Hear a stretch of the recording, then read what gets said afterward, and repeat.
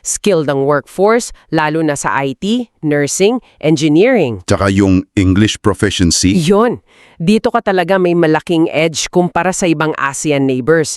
Ito yung nagbukas ng pinto para sa BPO success mo, di ba? Absolutely. Kaya yung target na 2.5 million workers by 2028, hindi yan imposible.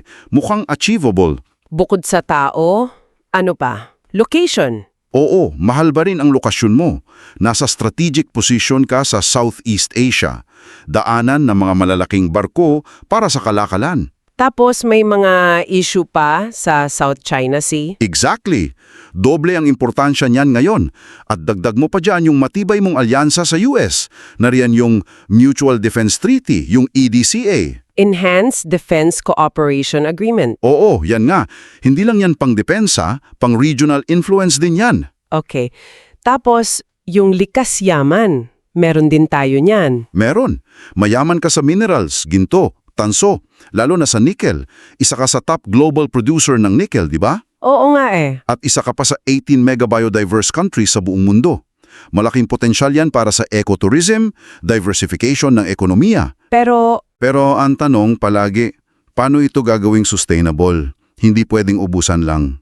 Kailangan pang matagalan. Tama. So, ito yung mga lakas tao, lokasyon, yaman.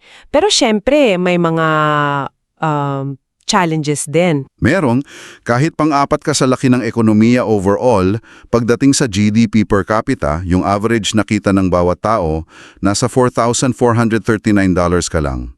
Ay, oo. Pang-alim pa lang tayo sa ASEAN doon. Mas mababa sa Singapore, Malaysia, Thailand. At yun yung nagsasabi na hindi pa masyadong pantay ang pagkalat ng yaman na nalilikha ng ekonomiya mo.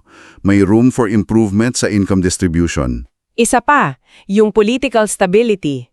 May mga positive naman, like yung Bangsa Moral Peace Process. Totoo yan, may progress, pero yung Political Stability Index mo, negative 0.57 pa rin noong 2023.